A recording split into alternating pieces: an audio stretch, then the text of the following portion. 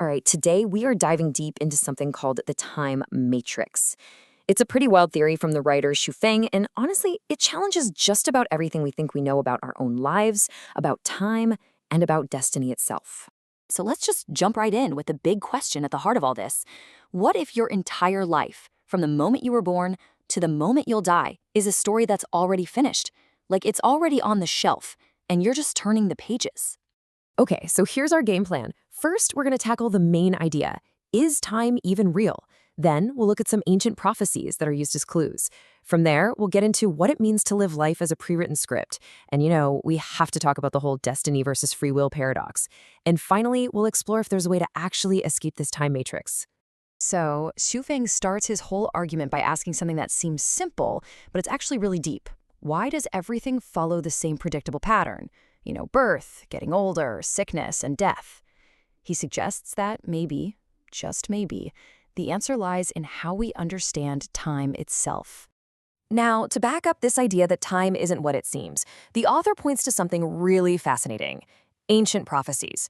We're talking about predictions made centuries ago from all over the world that seem to have come true with startling accuracy.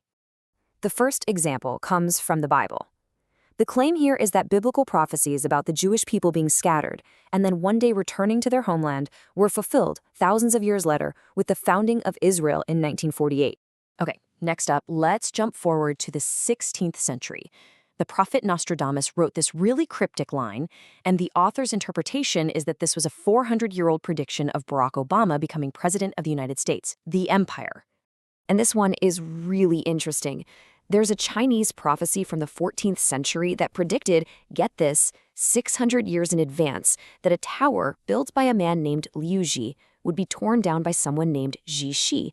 Well, fast forward to the 20th century, and Chiang Kai-shek, whose name contains Ji Shi, ordered that very tower to be demolished.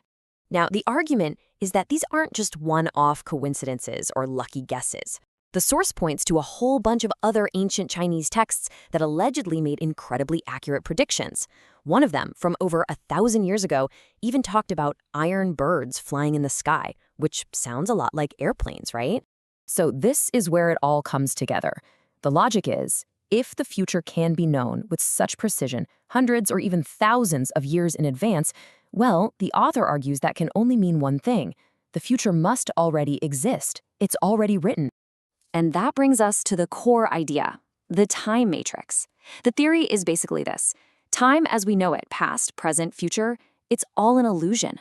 Our lives aren't this open road of infinite choices. Instead, we're actors in a movie, following a script that's already been finished. Here's a really great way to picture it. Imagine your life is a book. The whole story, from the first page to the last, is already complete. Today is just the page you happen to be reading right now, say page 81. But your past, on page 40, and your future, way over on page 300, they're already there, printed and bound. Okay, but this brings up a huge obvious problem, doesn't it? If our lives are already laid out for us, then what's the point of anything we do? Does any of it even matter? The author actually tackles this head-on. And here's the paradox in a nutshell. On one hand, the script says everything is a fixed program. Your fate is sealed. But on the other hand, we, the actors, are asking, well, then why should I bother trying to be a good person? Why meditate or be kind or work hard if the ending is already decided? So how does Xu Feng get around this? Well, by completely reframing the purpose of life. He says, think of it like a play or a game.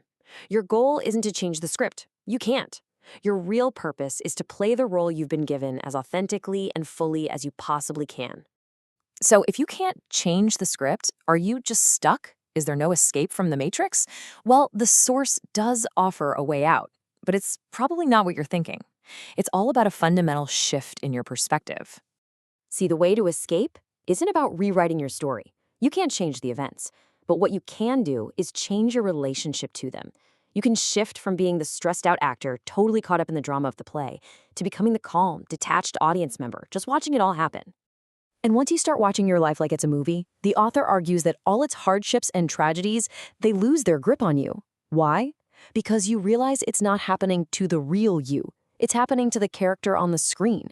The joy, the pain, the suffering, it's all part of the performance.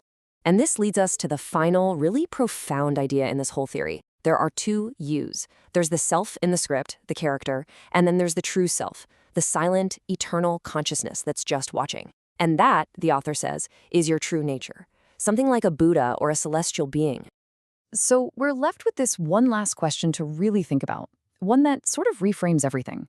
If your life really is a movie, which part are you playing? Are you the actor lost in the role? Or are you the one sitting back and watching the show?